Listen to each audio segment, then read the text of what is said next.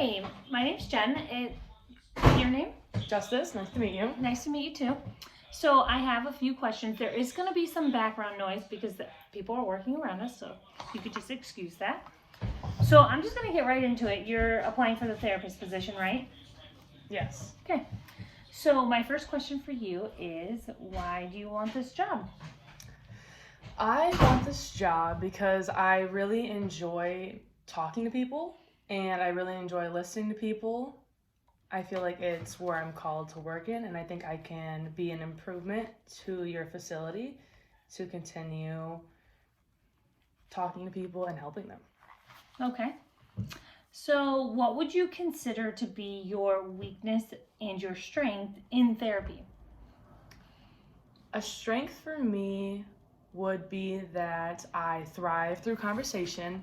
I really enjoy talking to people, and I also thrive in listening to people. I really like listening to people's stories, and I like helping them. And for a weakness, I would say I can overly connect with people. Once I meet them, I instantly think we're friends, and that connection can also become a strength as long as I don't overstep those boundaries. And I think I can do that. Okay. What do you do outside of work to create a well-balanced life for yourself?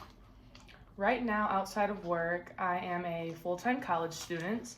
I am a part-time manager at Culver's, and I go to school 4 days a week. I work at Culver's 4 days a week as well. And then in my free time, I catch up my studies, I hang out with my family, and I make time to go to the gym for my mental health. Okay.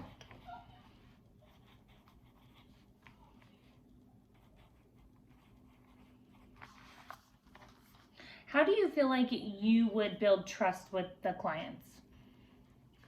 A way I would build trust with the clients was letting them know up front that it's not going to be a judgmental session. They can fully be themselves and disclose whatever they feel comfortable disclosing. And overall, just let them feel free to speak on what they want to speak on, not feel pressure to share things they don't, and to feel comfortable sharing things they want to. Okay. How do you plan on keeping track of client notes and personalized information?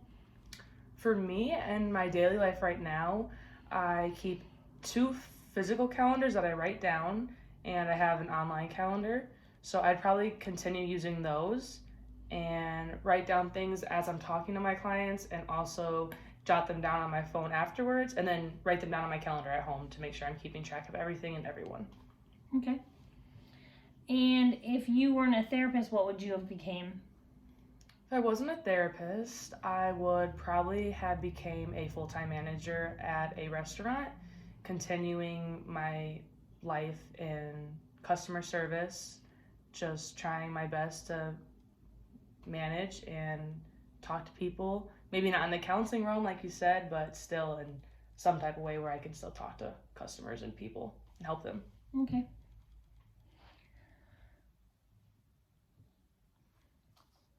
Do you feel like what you've gained out of Culver's could be used for therapy? I feel like, yeah, for sure, because I work a lot with people, a lot of different ages, older and younger, and there's a lot of customers that come in, same thing, older and younger, and I've had to help them with a lot of different issues. And overall, I feel like part of it is therapy, you have to talk to those customers and help them, and there's a lot of talking involved in therapy, so I feel like it's definitely helped. Okay. So that conducts my interview. So now I'll just ask you a few things just about yourself. Can you just tell me about yourself and your family and what you enjoy doing? Right now, I am a communications major and doing a counseling minor, and I'm really enjoying my classes. I'm taking a lot of communications classes where I'm learning how to grow in my communication skills, and doing group projects where I'm getting better at working with people I don't know and working with strangers, which is helping me get more comfortable with that. And then at Culver's, my job has been going really good. Work's been going really good. I've been getting closer with my boss and my fellow managers who are also on the shifts with me. And when it comes to coworkers, I get along with everyone relatively really well. And the responsibilities that I have at Culver's are like tending to the customers and helping them and talking to them and making it a priority to do that next level of communication with them, and I've been doing good with that. And when it comes to personal life, I have been going to church every week and really enjoying that. And I actually just started going to church with my boyfriend at his church. So now I'm going to 2 churches, which is really nice. And I have been working on my gym journey to be more healthy and hanging out with my family more and trying to make it a priority to text them and just reach out to them overall and just growing and finding myself through all these things. Okay. After listening to you speak, I thought of a question. What would you do if you were brought into a meeting with a client and what they were telling you was above your criteria? You knew that you can't help them with this. How would you get them help? Up front, I would at least reassure them that I am not 100% suitable enough to help them with that issue. And I would tell them that I don't for sure have the correct answers. And I would basically just like warn them ahead of time that I'm not for sure the answer I'm about to give is perfection. And then I would try my best to tackle it. Just go into it with an open mind, tell them to also have an open mind, and just try my best overall. Okay. Would you be open to referring them out to someone that maybe you know or the company knows that would be able to help them with that particular illness or problem or trauma, for instance? Yeah, for sure. I actually heard about my teacher from last semester. One of my professors was a counselor, and she said she had to do that with one of her clients, refer them to one of her friends who were also a counselor, and she said it worked out really good for all 3 of them. So Okay. I would be willing to do that. And when you say that you want to be a therapist, what do you feel like you would specialize in?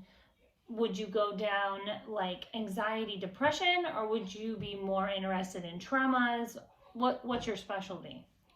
I feel like for me, what I was thinking, I would have to look more into it for sure and see what you offer here at your clinic.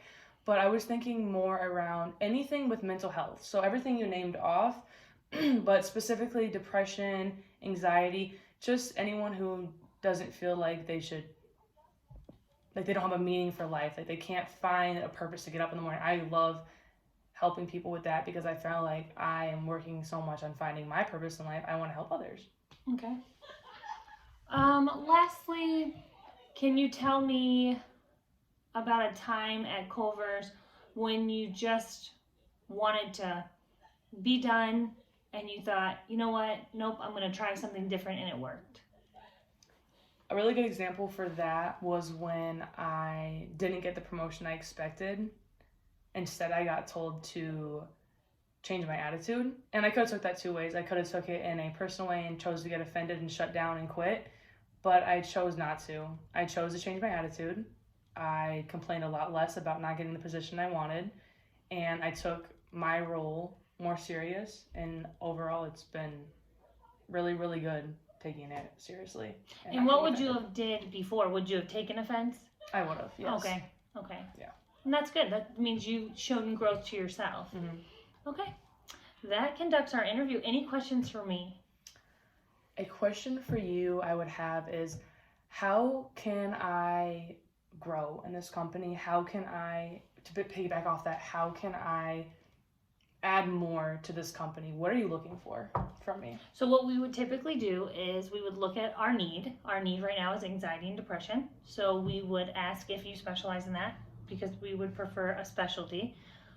And then we would look through your criteria and your skills. And then if there's anything that we feel like, oh, this would be great if you knew this, we will branch you out into those classes and pay for them. And then we'll take you on. And then we typically do 8-hour shifts. We don't expect you to have 8 clients in 8 hours, but we typically expect 5 in 8 hours. You would keep your own books, your own client information. You'd have your own office and your own room. You can decorate accordingly. But really, that's it. We have snacks and drinks in the lobby you can offer your clients. If you prefer to have a certain age group, you can tell us your recommendations with that. Right now, we're looking at between age 20 and 55. A lot of people will come in and ask about children. We don't do children at our clinic, but if you'd be interested in that, we do have a clinic across the way. So you just tell us what you need, but we'll also tell you what we need. But I'll let you know if you're a good fit for the position, but I appreciate your time. Thank you. I appreciate your time too. Nice to meet you. Nice to meet you too.